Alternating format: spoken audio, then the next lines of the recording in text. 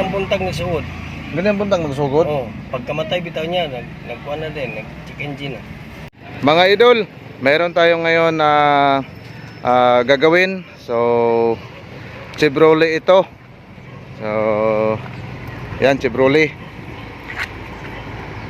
Ang trouble mga idol ay nag-check engine.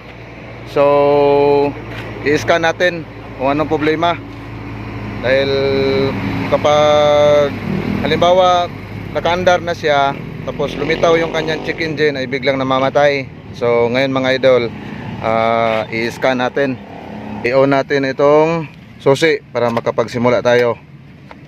So ayan. So ayan mga idol, ayan, makikita natin yung check engine. So ready to scan tayo. So ngayon mga idol, ito i-scan natin. So ito may fault code isa na nakita. So ayan, yung iba ay nire-reset lang. So antayin natin kung ano pang makikita na fault code dito sa screen. Ayan, yung nakikita nyo no fault code, so okay yan. Ayan, 7 ang normal, so isa ang abnormal. So ayan, kaya pala nagche-check engine siya tapos namamatay. So may pisa na sira. So yan ang tatanggalin natin. Okay. So ngayon mga idol, tatanggalin natin yung sensor yan. Okay, titingnan natin. Shout out, ito yung kaibigan ko na technician din, yung may-ari. Ayan. So ngayon mga idol, itong sensor susubukan natin linisan. Pagkatapos dito malinis, i-try natin i-scan uli kung makukuha ba siya. At kung halimbawa hindi siya makukuha sa ganitong klaseng paglilinis lang, so mapipilitan tayong bumili ng bago. Dahil ito ang tinuturo ng ating scanner. Dahil pagka umandar kasi itong mga idol, biglang lumitaw yung kanyang check engine tapos nanginginig yung makina. Ngayon ikakabit natin to uli, tapos yan na, i-scan natin kung kaya siyang gumana. Kung maging halimbawa marumi lang, ay hindi nagagastos ng medyo malaki yung may-ari. May kamahalan din tong ganitong klaseng sensor mga idol. So ayan, patutuyuin muna namin ito bago ikakabit. Dahil hindi pwedeng ikakabit na basa. So okay, ito ikakabit muna namin ito mga idol para retry to scan kung lilitaw pa ba siya uli. Okay. So ngayon mga idol, ito nireset natin. So may fault code pa rin. So no choice, pabibilhan natin ito ng bago sa may-ari. So ito, tatanggalin natin yung luma. Okay. So ngayon mga idol, kailangan na papalitan ng bago itong isang sensor dahil sinubukang nireset ng scanner, so ayaw talagang gumana. So pabibilhan natin ito. Sa wakas mga idol, dumating na yung pisa na pinapa-order natin sa may-ari. So ito, titingnan natin kung parehas na parehas ba sila sa nakakabit. So ayan, sinisilip-silip muna natin kung okay ba siya. So ready to kabit na sa engine, papalitan natin. Ako ang tangtangon eh.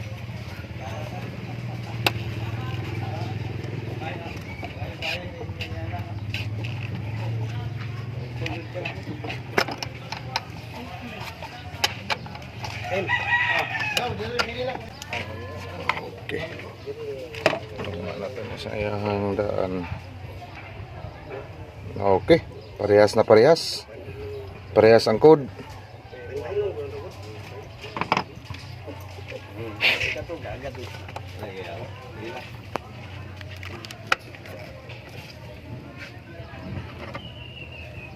Pwede na kami mong cameraman. Ako man ang gayo pag ko. Lata siya mga sa oras, apit sa oras ganti. Oh.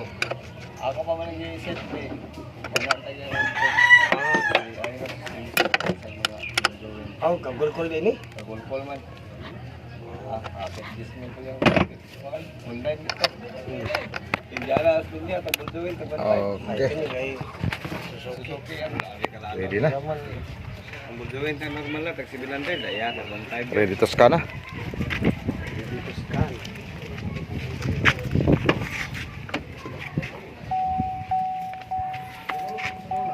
So, i-scan natin uli. So, ito mga idol. Titingnan natin kung mayroon pa bang fault code or halimbawa paandarin natin ito. Ito, on natin yung susi. Kung halimbawa pag umandar siya, may check engine pa bang lilitaw sa dashboard. So, ito mga idol. Try natin i-scan uli para makita. So, ito mga idol, may nakahanap tayo na isa na fault code. So malamang yung bagong kabit natin na sensor, so malamang hindi pa nakikilala ng ECM or computer box. So normal yon. So mamaya try natin reset. Kung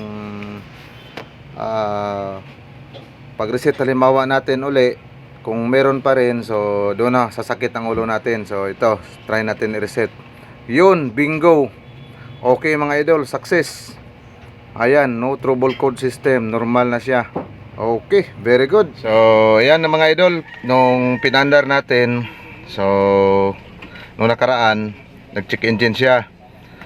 So mga 3 minutes siguro lalabas yung check engine. So okay na ngayon. Wala nang check engine. So yun lang ang pinalitan natin, yung map sensor.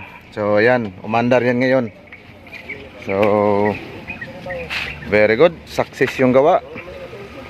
So ito pala yung may-ari. Yan. Yan, shout out boss. Okay, success. Chevrolet spin. Okay.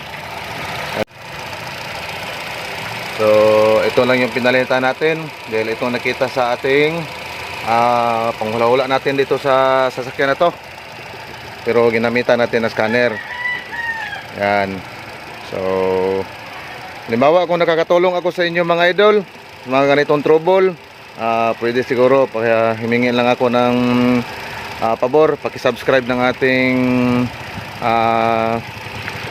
YouTube channel na Jopa Special, at meron din tayong Facebook account.